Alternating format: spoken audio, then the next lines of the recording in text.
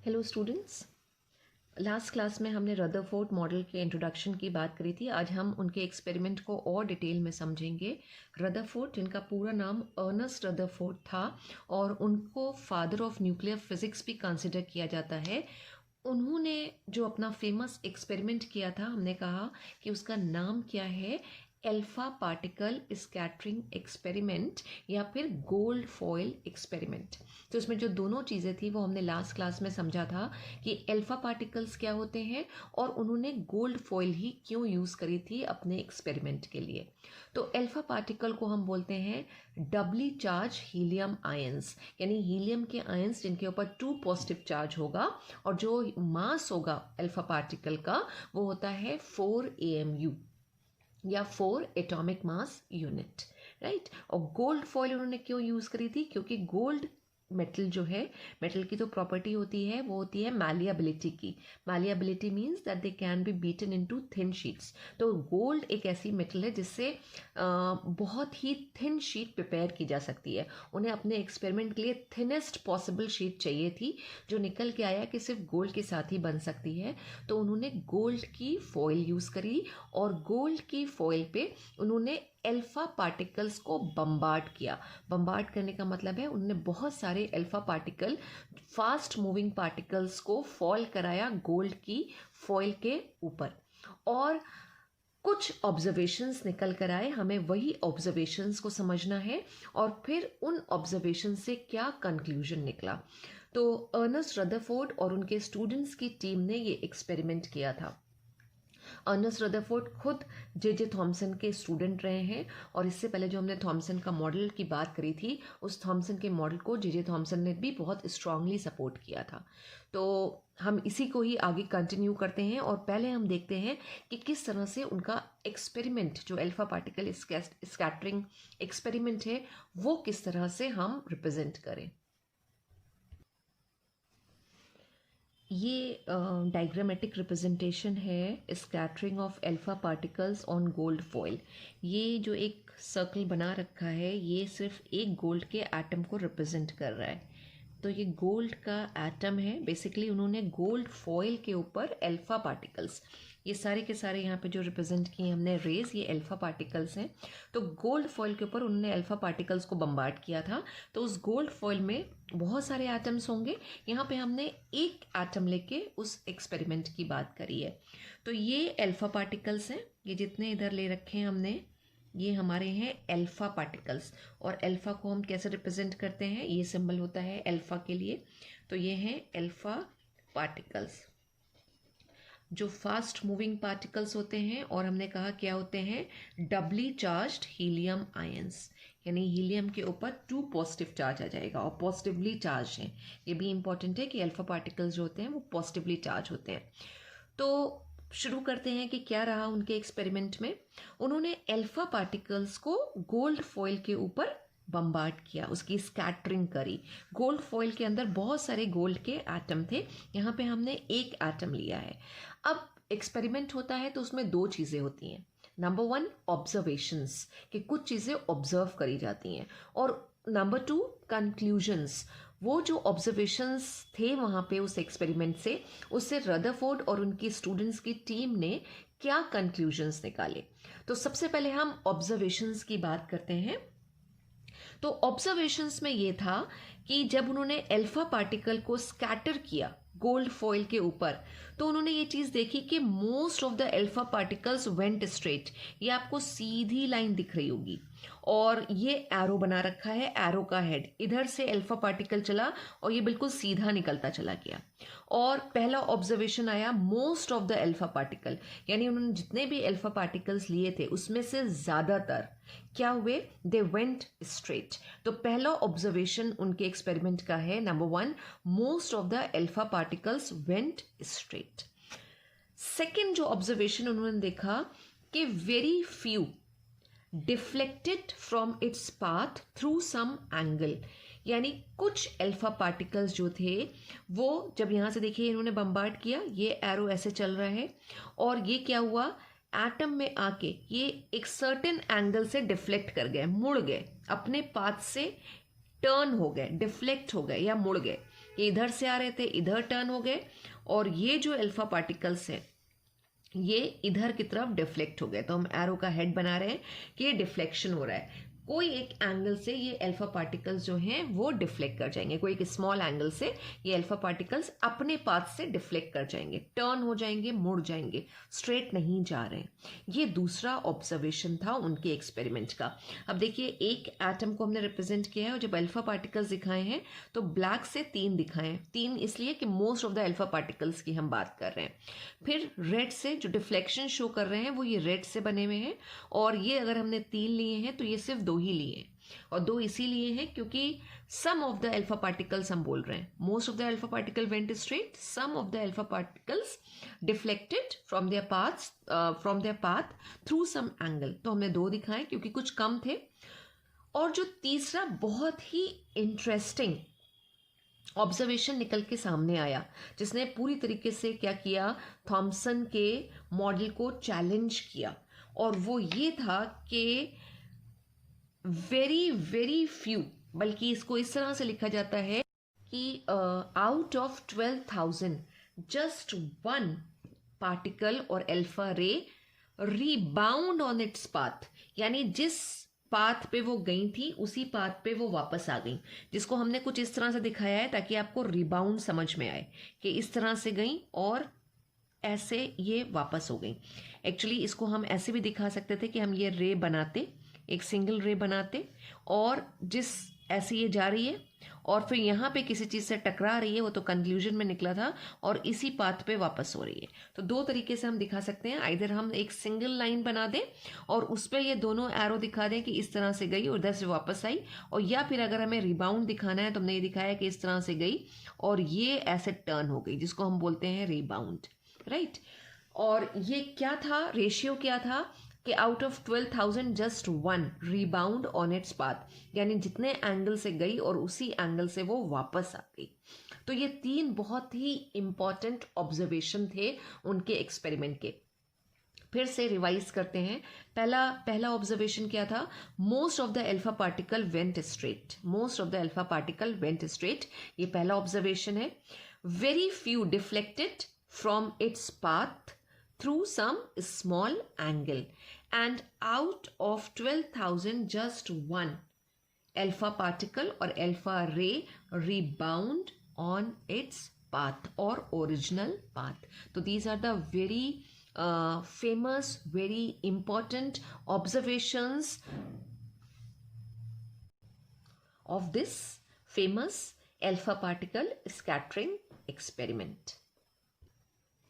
और अब बात आती है उनके एक्सपेरिमेंट में जो ऑब्जर्वेशंस थे, जो चीज़ें ऑब्जर्व करी गई थी, उससे कंक्लूजन क्या निकाले गए, राइट। तो हम आते हैं कंक्लूजन्स पे।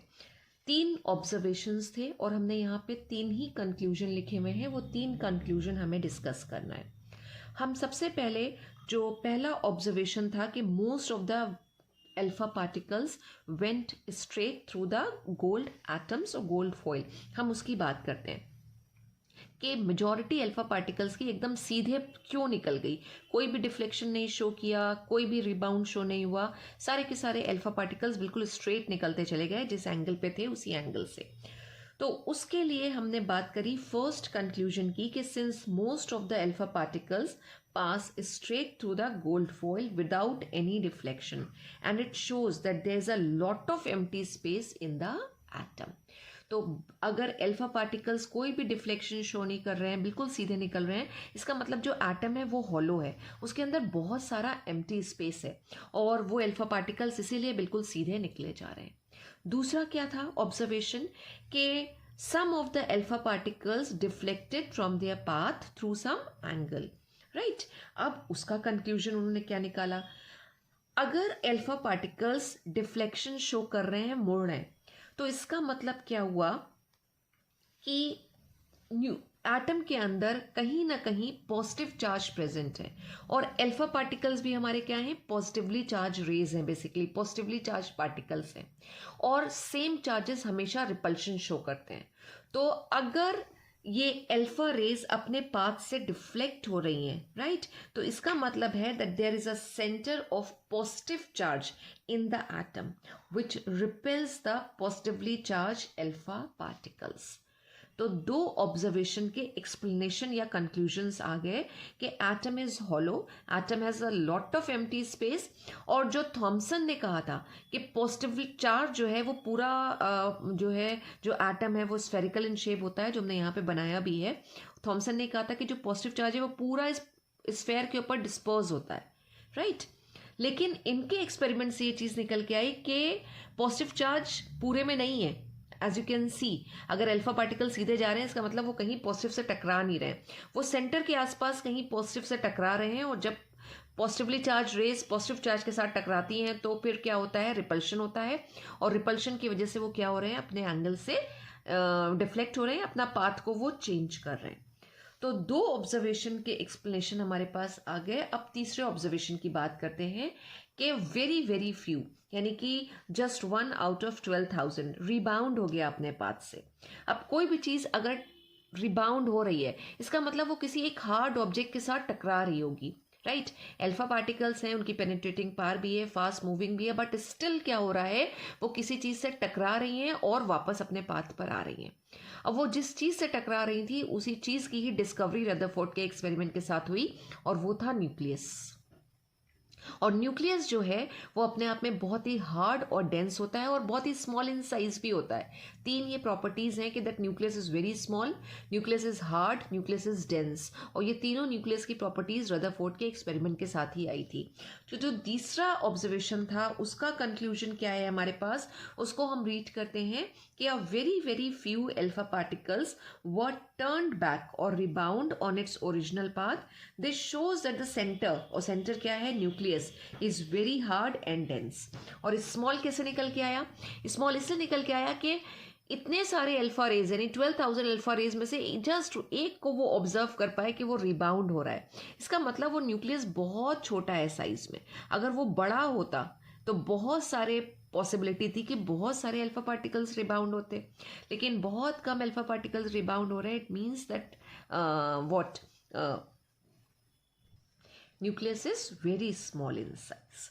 तो आई होप आपको ऑब्जर्वेशंस और कंक्लूजन दोनों चीज़ें क्लियर हो गई होंगी, और जो एक्सपेरिमेंट का नाम है वो तो आपको याद रखना ही है, ये 1 मार्क में भी पूछ लिया जाता है, बहुत अच्छा सा क्वेश्चन है कि रदरफोर्ड के फेमस एक्सपेरिमेंट का नाम क्या है। तो आपको दोनों चीज़ें लिखनी है, अल्फा पार्टिकल स्कैटरिंग एक्सपेरिमेंट भी कहलाता है और गोल्ड फॉइल एक्सपेरिमेंट भी कहलाता है।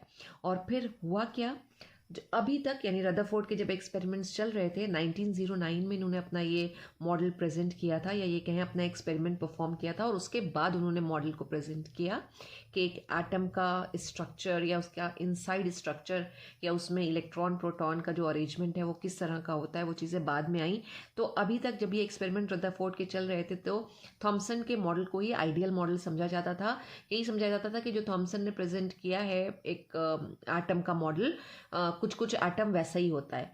लेकिन हम ऑलरेडी थॉमसन के मॉडल के ड्रॉबैक को डिस्कस कर चुके हैं कि उनके मॉडल का ड्रॉबैक यही था कि वो जो रदरफोर्ड ने अपने एक्सपेरिमेंट्स किए वो उसको जो और उसमें जो ऑब्जर्वेशंस आए वो थॉमसन का मॉडल एक्सप्लेन नहीं कर पाया। भाई अगर पॉजिटिव चार्ज पूरे में, जैसे थॉमसन ने कहा था कि पूरे स्फेयर में अगर वो फैला हुआ होता तो जो अल्फा पार्टिकल्स हैं ये सीधे जाते ही नहीं, सारे के सारे अल्फा पार्टिकल्स जो हैं वो अपने पाथ से डिफ्लेक्शन शो करते, अपने पाथ से वो मुड़ जाते। अगर अल्फा पार्टिकल सीधे जा रहे हैं इसका मतलब यहाँ कहीं उन्हें पॉजिटिव चार्ज नहीं मिल रहा है।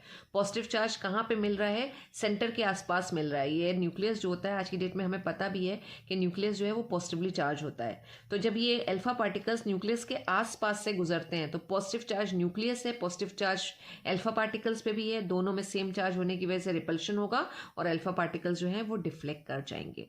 तो आपको तीनों ऑब्जर्वेशंस और उन ऑब्जर्वेशंस के साथ जो रिजल्ट निकाला गया, जो कंक्लूजन आया हमारे पास, वो कंक्लूजन दोनों चीज़ें याद रखनी है। और फिर अपने एक्सपेरिमेंट के बाद रदरफोर्ड ने एक एटम के मॉडल को प्रेजेंट किया कि जो एक एटम है बेसिकली उसमें इलेक्ट्रॉन और प्रोटॉन का अरेंजमेंट किस तरह से होता है, इनसाइड स्ट्रक्चर ऑफ एटम कैसा है। तो अपने एक्सपेरिमेंट के बाद रदरफोर्ड ने जो मॉडल प्रेजेंट किया था उसको हम nuclear model of an atom के नाम से जानते हैं, और ये मॉडल उन्होंने 1911 में प्रेजेंट किया था। तो अभी हमारे पास दो मॉडल्स आ चुके हैं। हमने थॉमसन्स मॉडल की बात करी थी और उसका दूसरा नाम क्या था, थॉमसन्स मॉडल या थॉमसन ने जो मॉडल प्रेजेंट किया था उसको हमने बोला था प्लम पुडिंग मॉडल या फिर वाटरमेलन मॉडल की तरह। और यहाँ पे जो मॉडल निकल के आया उससे न्यूक्लियस की डिस्कवरी आई। तो न्यूक्लियस की डिस्कवरी का क्रेडिट जाता है रदरफोर्ड को, और उनके मॉडल का नाम भी है न्यूक्लियर मॉडल ऑफ एटम। और कब किस ईयर में प्रेजेंट किया था, 1911 में। और इसमें उन्होंने इलेक्ट्रॉन और प्रोटॉन के अरेंजमेंट की बात करी थी, और जो फोकस था वो न्यूक्लियस पे था, क्योंकि न्यूक्लियस की डिस्कवरी इसी एक्सपेरिमेंट के साथ हुई। तो अगर आपसे पूछा जाए कि न्यूक्लियस की डिस्कवरी किसने करी, रदरफोर्ड। न्यूक्लियस की डिस्कवरी किस एक्सपेरिमेंट के साथ हुई, तो alpha particle scattering experiment. Now let's understand what are the main features of his nuclear model of an atom. उन्होंने ये बताया कि जो सेंटर है एक एटम का, राइट, जितना भी पॉजिटिव चार्ज है उस सेंटर में ही प्रेजेंट होता है, और उन्होंने इस पॉजिटिवली चार्ज सेंटर को बोला न्यूक्लियस। तो ये बिल्कुल एटम के सेंटर में जो हमें मिलेगा पॉजिटिवली चार्ज्ड एक छोटा सा स्फेयर जैसा, उसे हम बोलते हैं न्यूक्लियस। ये पॉजिटिवली चार्ज होता है, पॉजिटिव चार्ज सारा यहाँ प्रेजेंट होगा। तो न्यूक्लियर मॉडल जो था उनका, उसका पहला फीचर ये था कि there is a positively charge centre in an atom which is called nucleus, and nearly all the mass of an atom reside in this. हम बाद में ये चीज़ देखेंगे कि जो इलेक्ट्रॉन्स हैं उनका मास ऑलमोस्ट नेग्लिजिबल होता है। एक एटम का जो मास है वो प्रोटॉन और न्यूट्रॉन से ही आता है। तो जितना मास एक एटम का है वो यहाँ सेंटर में ही सारा का सारा प्रेजेंट होता है, राइट। तो पहला जो उनका फीचर रहा कि एटम के अंदर सेंटर में एक न्यूक्लियस प्रेजेंट है, और न्यूक्लियस जो है वो पॉजिटिवली चार्ज है, और जो इलेक्ट्रॉन्स हैं, जो नेगेटिवली चार्ज इलेक्ट्रॉन्स हैं, वो इस न्यूक्लियस के चारों तरफ रिवॉल्व करते रहते हैं। तो अगर हम उसको कुछ इस तरह से दिखा दें, यहाँ पे ये इलेक्ट्रॉन्स हैं और ये क्या कर रहे हैं, ये इलेक्ट्रॉन्स इस न्यूक्लियस के चारों तरफ रिवॉल्व कर रहे हैं, घूम रहे हैं, बहुत तेज़ी के साथ ये रिवॉल्व करते हैं। और कहाँ करते हैं, ऑर्बिट्स के अंदर। ये वेल डिफाइंड ऑर्बिट्स प्रेजेंट हैं, और इलेक्ट्रॉन्स जो हैं वो इन्हीं ऑर्बिट्स में रिवॉल्व कर रहे हैं। तो ये एक एटम का स्ट्रक्चर निकल के आया, और आज की डेट में भी हम इसी स्ट्रक्चर को, यानी इसी मॉडल को ही फॉलो करते हैं। हम जब भी एक एटम के स्ट्रक्चर की बात करते हैं तो हमारे जो हम इमेज को विजुलाइज करते हैं वो इमेज कुछ ऐसे ही है कि जो एटम है उसके सेंटर में न्यूक्लियस प्रेजेंट है, पॉजिटिव चार्ज उस न्यूक्लियस के अंदर है, और जो इलेक्ट्रॉन्स हैं वो शेल्स में या ऑर्बिट्स में उस न्यूक्लियस के चारों तरफ रिवॉल्व करती हैं, और हमेशा एक फिक्स पाथ पे ही वो मूव करती रहेंगी।